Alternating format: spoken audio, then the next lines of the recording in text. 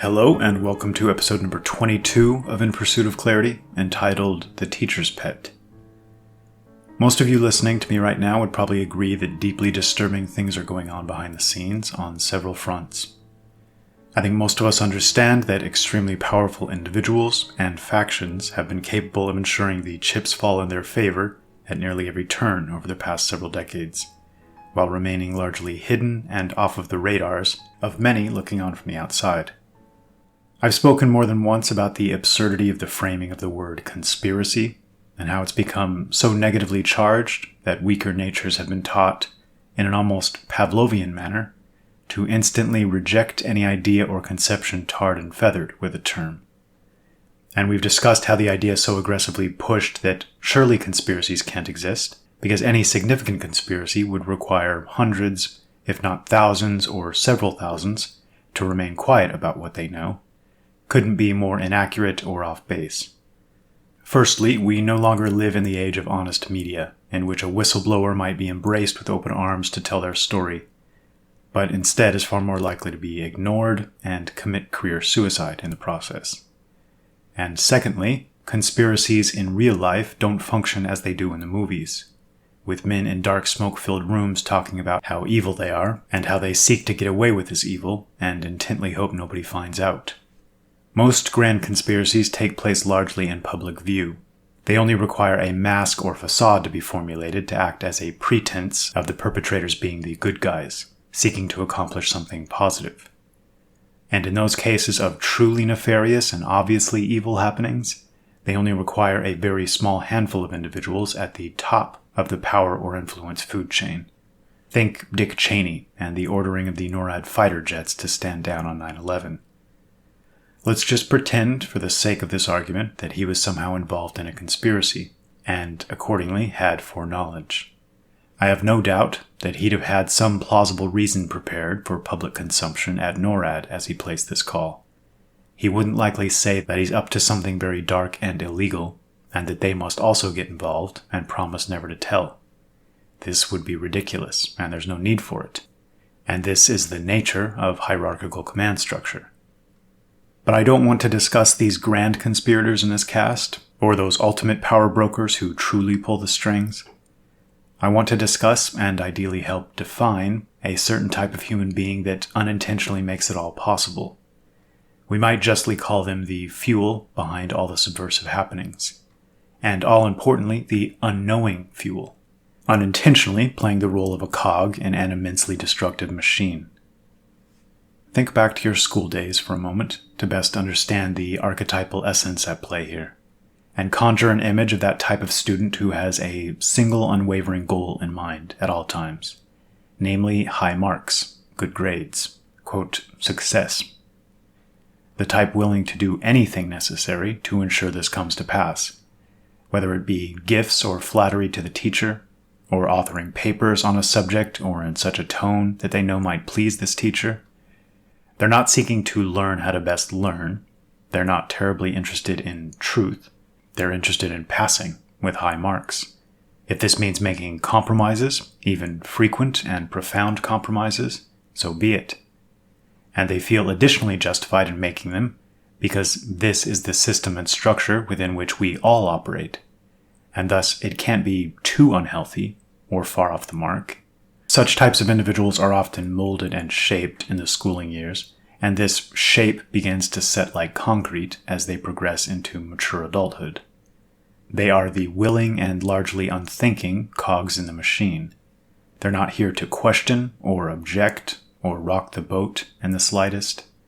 They live life to pass, to, quote, succeed. The marketplace, the business world, and the economic structure at large becomes this new schoolhouse, and their teacher, to please, is the person above them in this economic pyramid. They've learned how to climb upward through these ranks, and that the name of the game is to keep their head down and do what makes the man above them happy.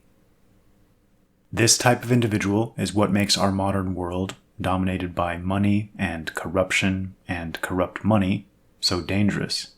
They're generally not bad people, often even intelligent by most technical definitions. Often they attend the, quote, best schools, or receive the, quote, best educations, and many genuinely would like to make the world a better place. Their failing is simply in their lack of attentiveness to the world around them, their lack of due diligence, a naivete that allows them to have blinders on and focus solely on the next step up that specific type of ladder they consider all important, leading to greater personal gain. I'm sure many listening to this have several individuals like this in their own families and social circles, and it can be maddening. At the same time, it's not difficult to understand the how and why behind it all. For one, they have absolutely nothing obvious and immediate to gain from questioning the status quo reality they've built up in their minds, and piercing this veil of illusions. They might lose their job, or even wake up to the fact that they're on the wrong path and choose to quit. They might suddenly see the need to devote much of their time and energy to somehow help set things right, and risk becoming labeled as a conspiracy theorist or a kook. Secondly, it can be deeply disconcerting and unsettling, even terrifying, to learn just how much of what we thought we knew is merely a series of compounded lies stacked atop one another, and the truth is often the polar opposite of what we've been led to believe. And thirdly, specifically this type of mindset and this type of individual, although they may have some positive characteristics, for example, they're often diligent and hardworking, and they seek to be and appear educated, etc. Courage is certainly not one of these positive characteristics. In fact, one of the cleanest differentiations between those on the other side of the fence and those more similar to our mindset is that the former seem to live their lives avoiding the prospect of being different, being the odd man out, taking on any viewpoint that may cause others to think less of them, whether justified or not. We have an excess of stubbornness and individuals unafraid of confrontation, whereas they tend to have a pronounced need to go with the flow, regardless of where this flow might be headed, and avoid confrontation at any cost. If we pull back to examine what's actually being done here, they're essentially performing mental gymnastics to avoid facing truths in exchange for comfort, peace of mind, ease of life, and blissful ignorance. And this becomes still more dishonorable when we realize their enabling actions aren't just ultimately creating a less healthy and just world for themselves, but for their children and all future generations. This may be why we see such a swift increase in the percentage of childless individuals in highly paid and influential positions in New York or San Francisco or Silicon Valley, and a growing cult of pushing childlessness as the new hip and modern trend, framed as almost certain to bestow happiness in the long term. Such people effectively become automatons, unthinkingly serving a master who serves a master higher up the chain, who in turn does the same. A mass of humanity serving the dollar, and thus ultimately serving those who largely produce and control it. And the further they travel down this path, the more deeply they're indoctrinated and informed by it, the more they invest their time and energy and livelihood in its service, the more difficult it becomes at any future period to take the blinders off.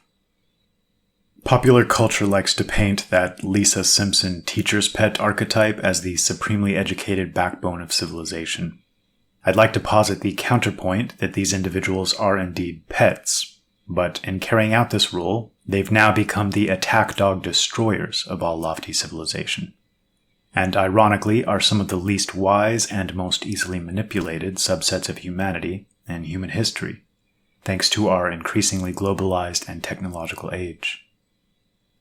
They all tend to read the same magazines, digesting the same intellectual dishonesty in a search for cocktail party anecdotes to impress their peers. They watch the same TV, being deeply conditioned on a daily basis by storylines and narratives they're oblivious to. They live and breathe popular culture. After all, to fall behind in doing so would make them uncool. It's a herd that's been cultivated here. A herd with unseen shepherds that can cause them to believe or disbelieve virtually anything at any moment. And it should put the fear of God in anyone paying attention. They worship at the altar of facts, not truth, failing to realize that facts can be cherry-picked to prove nearly anything. They are educated, not wise, attending schools within which they download scripts for later regurgitation, schools that teach them to focus on the trees and miss the forest. They are intellectual, but not necessarily intelligent, not capable of that agile and independent-minded problem-solving ability our ancestors so impressively mastered to bring us to where we are today. A nation governed by teachers' pets is a deeply unstable and sick nation, especially when that teacher has purely negative and self-serving intentions. This is one of the many reasons I constantly tout the importance of the return to masculine virtues, of courage, of the ability to be willing to stand tall as a defender of any idea, no matter how mocked or derided by the herd, that deeply resonates as truth. And furthermore, a recognition that this mocking and deriding is a shame-based tactic of keeping the herd in line, and is often the first red flag that a viewpoint deserves closer attention.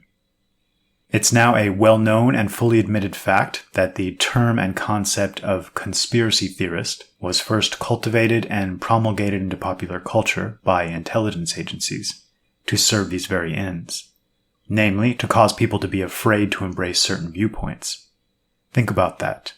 This should be a clear hint that perhaps herd-like thinking is serving dark and dishonest forces. And perhaps this path, while far easier and less immediately dangerous, is abject, self-serving cowardice. With the introduction of a wealth of materials in our food and air and water and medications that drastically alter our hormonal balance, we've seen testosterone drop to levels not seen before in recorded history, and almost certainly never seen before in the entire history of our species. And I believe this teacher's pet mentality is a direct outgrowth of this weakening and domesticating of mankind. Learn to spot herd-like humanity and strive to be their opposite. Our collective future depends on it. Thanks for listening.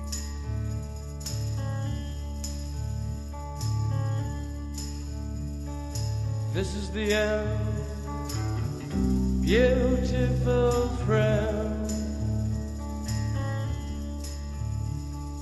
This is the end, my own